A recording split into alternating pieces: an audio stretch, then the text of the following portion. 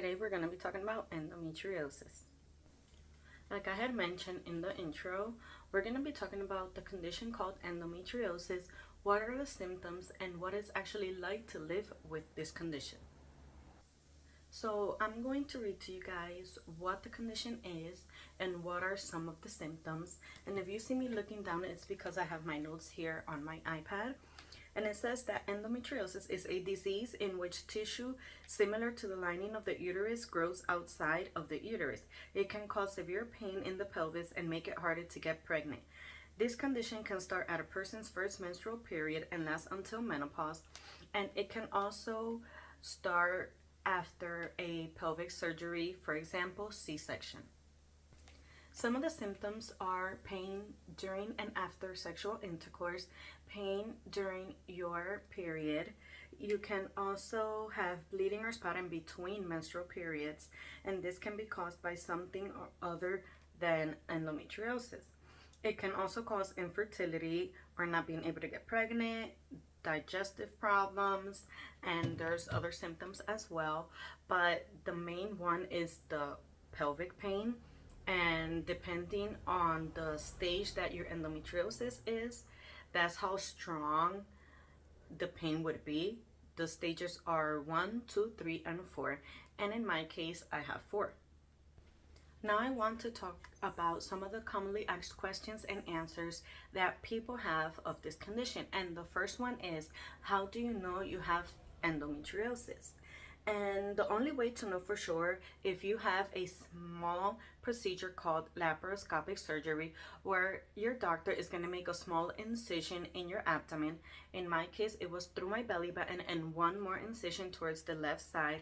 And there they will insert a thin tube with a tiny light called laparoscope to look for tissue growing outside of the uterus. Another question about this condition is if a pap smear can detect endometriosis, and the answer is no. The only way to know if you have this condition is through the surgery I previously mentioned. A really good question is if endometriosis can be mistaken with another condition, and the answer is yes.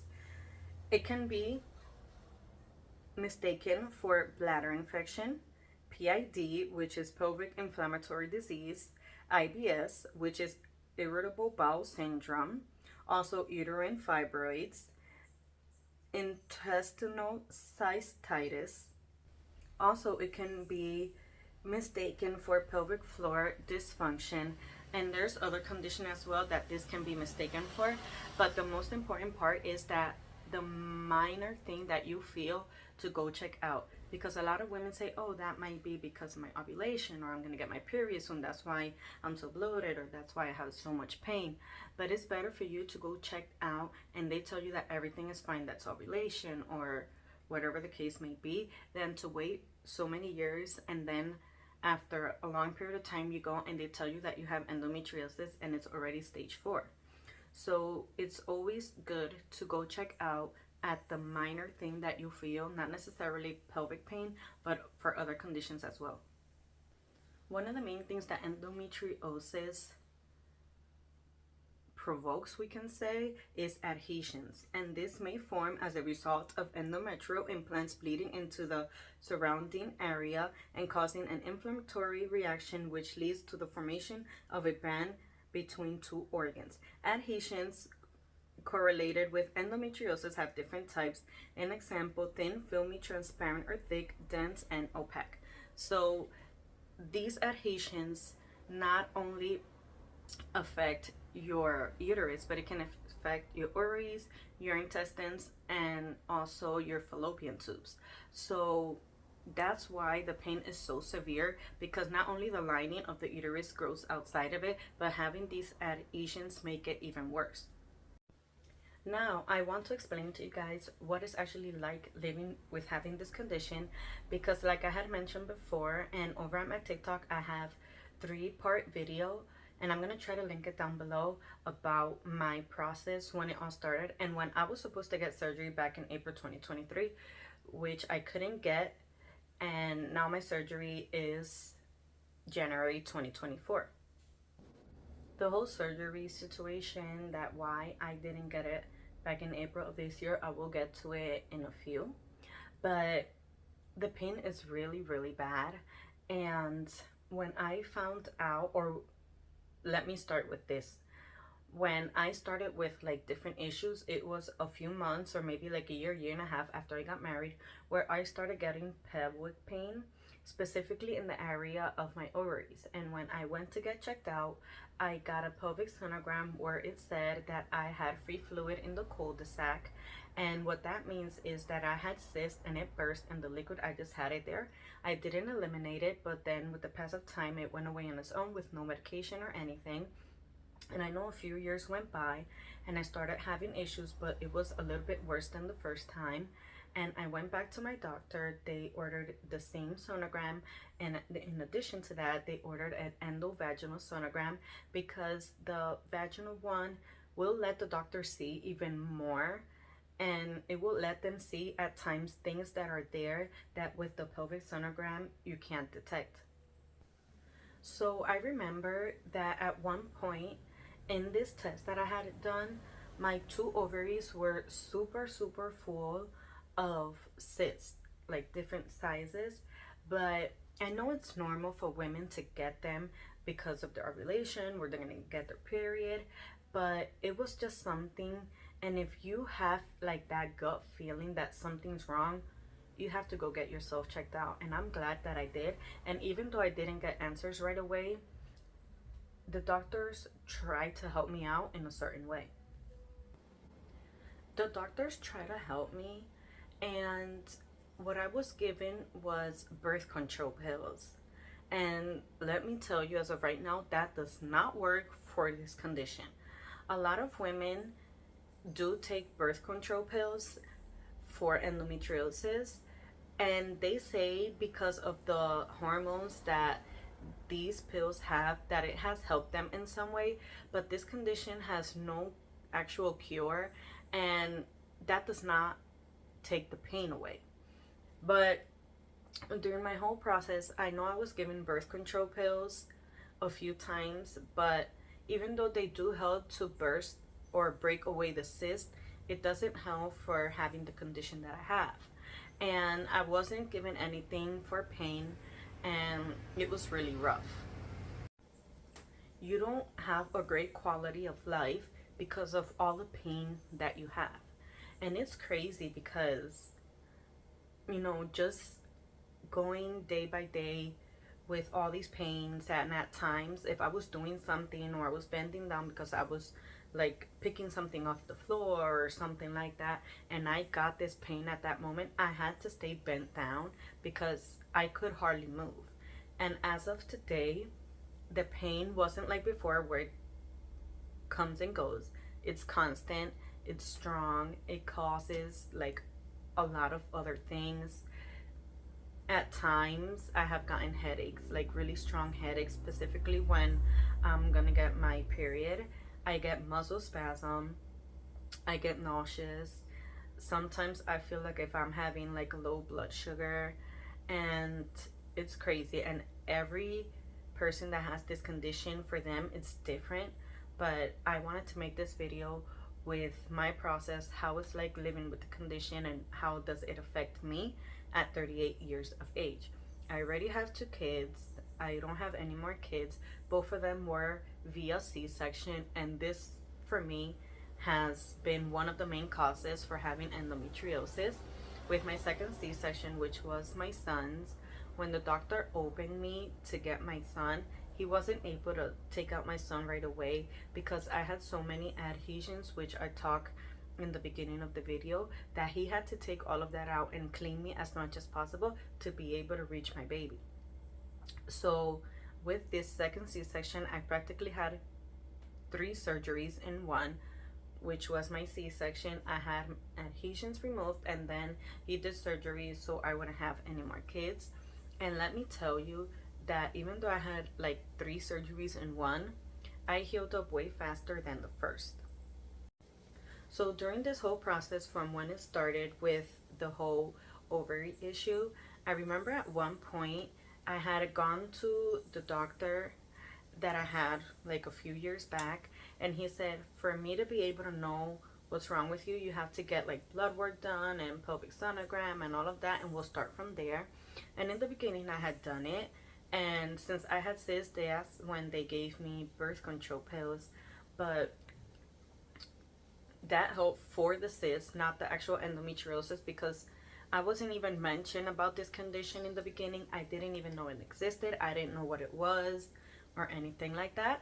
And a few years went by, and I was just so discouraged. I was desperate to find answers, but at the same time, I was like, I go to the doctor, they tell me to get all these tests done. They don't tell me anything. At times, they just tell me I have a cyst, and the pain comes and goes. Like, something must be going on.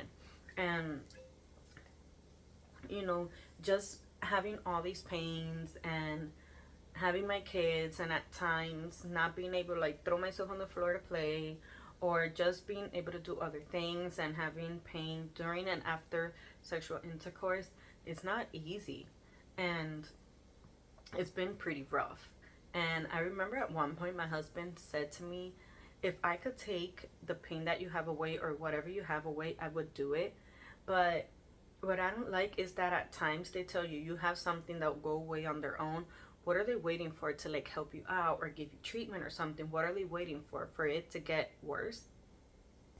And I can totally see where he's coming from, because I have felt that way. But it isn't easy. Like, if you're women and you're watching this and you have constant pelvic pain and you haven't gotten yourself choked out, or they tell you that it's nothing, go get a second opinion. I've went through so many doctors, and at one point a doctor told me, you might have adhesions, we can have surgery on it, but it can come back between 5 to 6 years. And I'm like, why would I get surgery then? So I didn't get the surgery then. At that point, they gave me pills to control the pain, but I didn't like the way I felt. I only took one dose of those pills, and I stopped taking them. And then I just stopped going in general, because I was just so mad and desperate at the same time. And then I remembered at one point I went to another doctor that I knew was very, very good.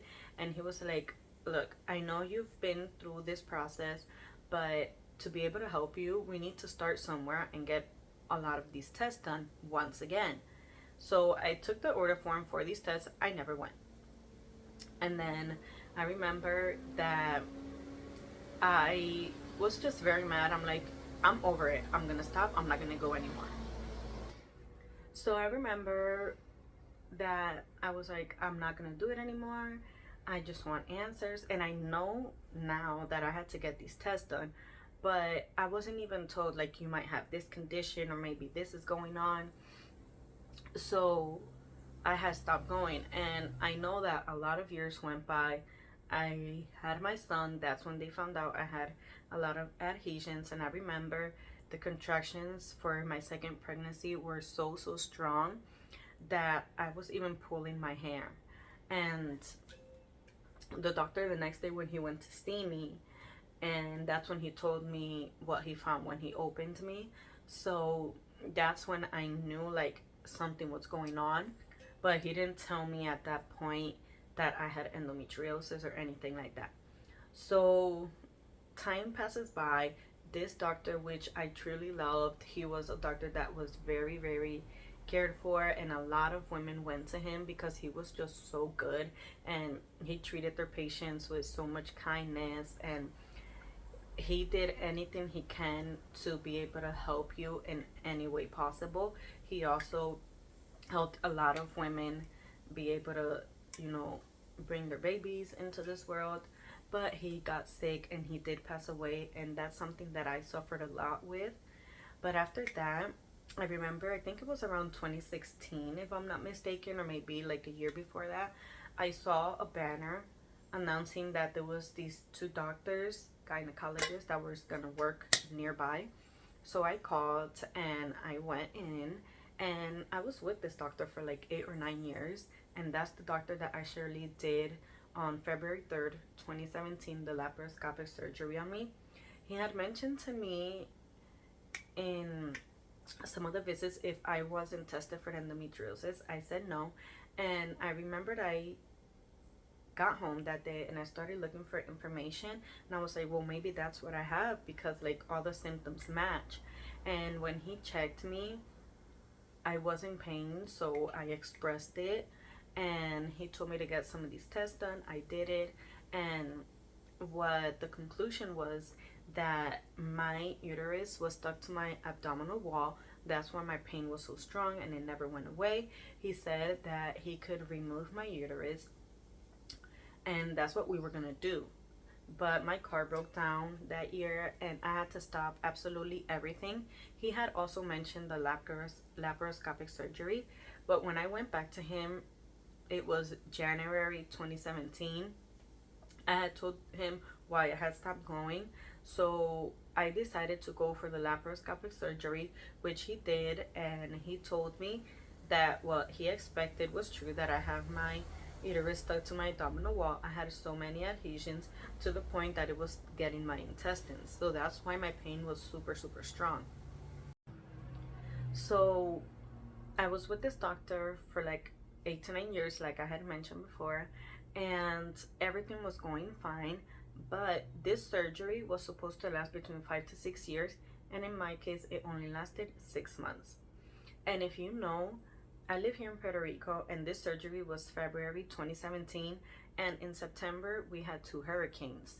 And the second one, which was Hurricane Maria, was really strong, so I wasn't able to like go back or anything like that.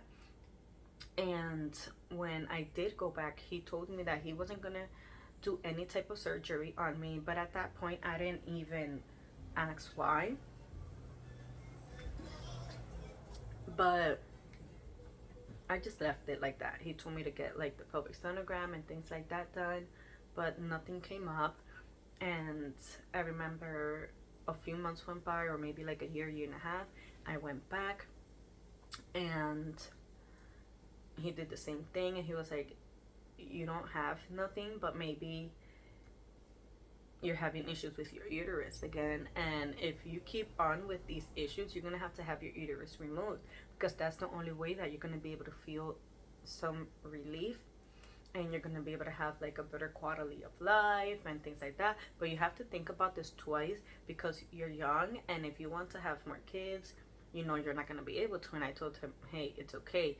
I was operated when I had my second C-section, so I can't have any more kids anyway.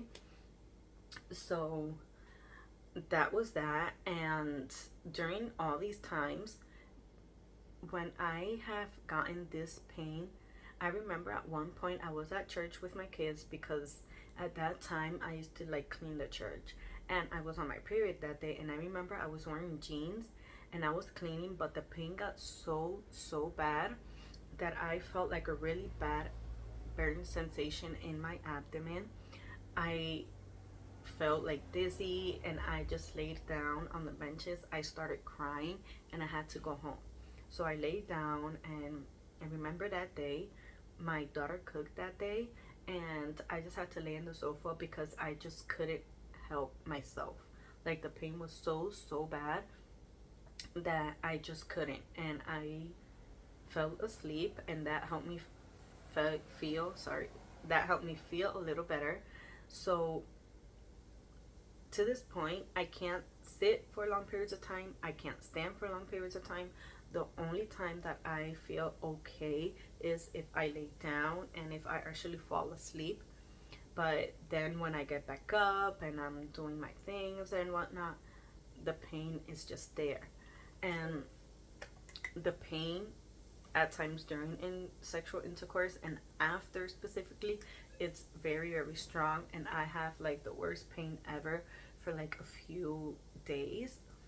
And I know that's TMI, but like I had mentioned in the beginning, I want to tell you guys my experience with this condition, what has happened, and all of that, because I want to create awareness for people out there, for women out there.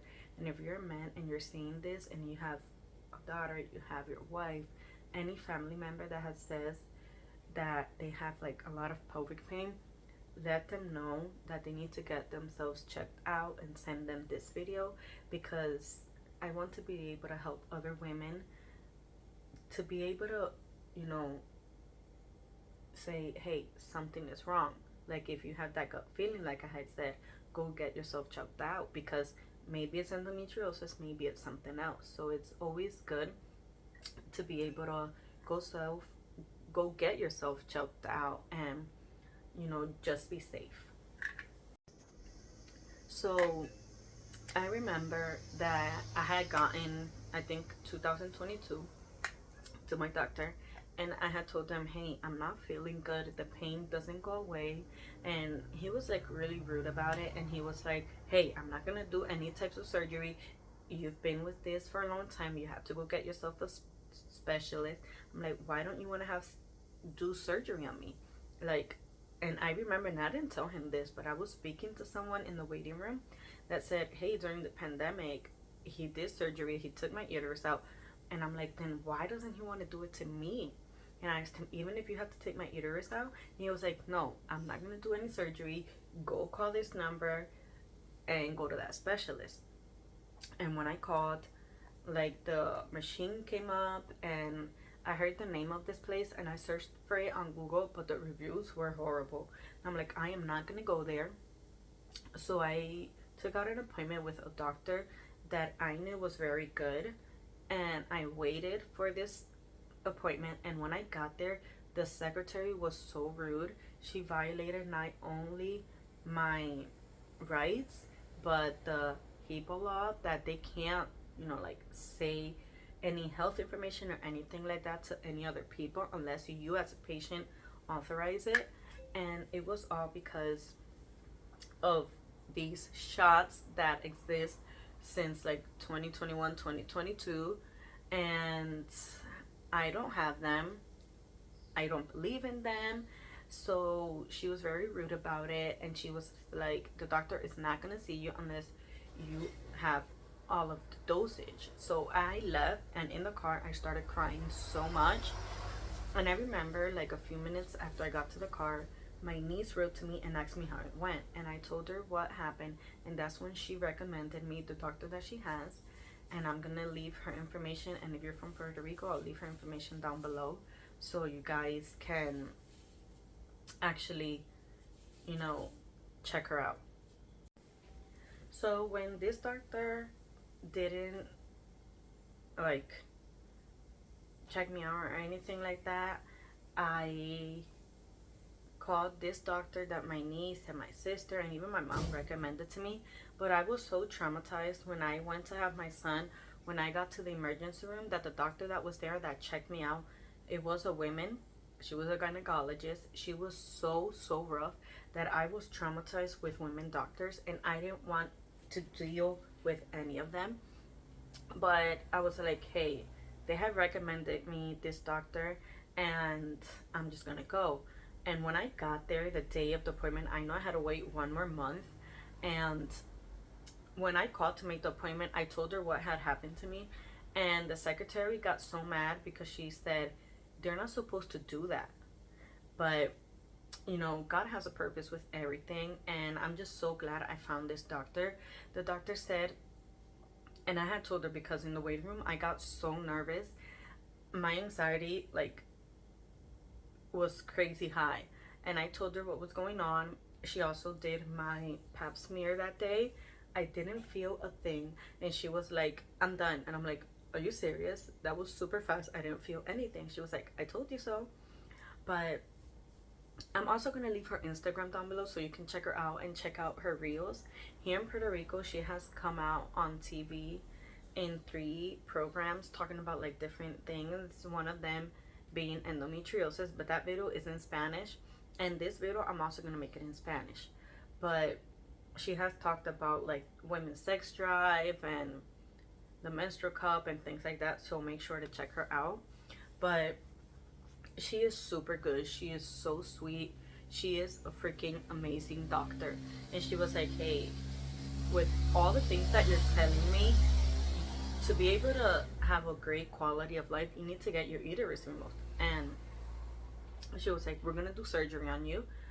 It was gonna be in April 2023 this year, but my health insurance said no. And since I was a new patient with her, that was like the reason being and they were like, you went directly to surgery without trying treatment. So like a month or two went by, I went back, we started treatment. One of them doesn't work, like I had mentioned, which is birth control pills, and she did give me something for pain, and that medication has helped me so much. And that's the only thing that basically has helped me one way or another. And then I had to be in treatment for a month to be able to submit everything again to the health insurance. And that's what we did. It took a while because the doctor had to check out like the surgery dates and things like that. And because she had to go on a trip in September and then in November, she couldn't perform surgery on me because it's an extensive surgery. And if she did it and went on this trip and something happened, another doctor couldn't intervene with me because she is my gynecologist and my specialist. So they submitted everything and they called me a few days ago letting me know that the health insurance approved my surgery, but they had denied it at first for the second time for just the stupidest reason. And the secretary called and said that's irrelevant. I'm gonna send you what I have of her from back in January of this year, and they approved it. So I'm praying to God that everything comes out well, and I will let you guys know like how everything comes out. Basically, I've been with this condition for over 14 years and I did not know that. I know I've had like cysts, and back in 2016 I did have like a little mass in my uterus, but thank God that it went away on its own. I didn't need medication or anything like that, so that's great. And yeah, basically I've been in pain every day for the past like 14 to maybe 16 years. And it's crazy because, I'm young, my husband's young, I have kids, and at times they just know already when I don't feel good. And it just makes me sad because, like, you don't want to live in pain every day for so many years. So, yeah, that's one of like the main things that I have. And not only that, at times I can't even bend down. Like, not even halfway. I go like this and I already feel the pain in my abdomen going towards my back. One of the things that I didn't mention, and maybe it's too much information, but I do get pain in my lady parts, like down in my vagina, in my back area as well. I feel pressure. Sometimes I feel like if I was having movements in my uterus, like the one you feel when a woman is pregnant. Sometimes the pressure is so strong that I feel like my uterus is gonna come out, and it's crazy. So the smallest thing that you feel, go check out, please, because maybe it's what I have, maybe it's something else, maybe it's something serious. And you know it's better to be safe than sorry. Always remember that it's better to be safe than sorry. So basically, having endometriosis and having the adhesions and all of that for the past like 14 to 16 years, it's been rough. But at points, people have told me, isn't what you have like mental? And no, it's not mental. Like, only people that have gone through this situation know what I'm saying, can relate to what I'm saying and what I'm feeling. And if some people say you're crazy, you don't have anything that's mental or something like that, don't listen to those people, because you know it's your body, your body, you know what you're feeling. So just go get yourself checked out. And my surgery, like I had mentioned, is supposed to be in January of 2024. And if I do end up getting the surgery, I will let you guys know of like the process and how everything went. Because one thing that I have read online is that a lot of women that have the surgery that I'm gonna get, or that I'm supposed to get, is that they not only feel well like right after surgery practically, but their sex drive is way better and their quality of life has improved so much. So I'm seriously looking forward to that because, you know, it's crazy. Just think about it. And paying for more than 16 years every day and not knowing what it is until like January of this year. It's crazy. Like, seriously, it's crazy. So I might be making a part two to this video. But if you have any questions, just feel free to leave them in the comment section down below. Also, check out the videos I had mentioned in the beginning on TikTok. If I can, I'm going to try to link them below as well. But ladies, just take care of yourself, not only if you have situations in your pelvic area, but in your breast, men, in, you know, anybody. If you feel anything, just go get yourself checked out, because I just wish the best for each and every one of you, and I don't want any of you to go through what I have been through if you're a woman. And, you know, I just want to send the best wishes to each and every one of you. Stay healthy. And once again, if you have any questions, just feel free to leave them in the comment section down below, and I'll be more than happy to help you guys out, answering your questions. And also, before ending this video, make sure you follow me on all my socials under AGBS underscore creations. And I'm gonna be trying to upload more videos on YouTube. I know I had stopped making videos, but I'm trying to get back. So I wanted to start with this because it's something that I've been living with for so long, and I just wanted to get the word out there. So thank you for watching, and see you guys in the next video.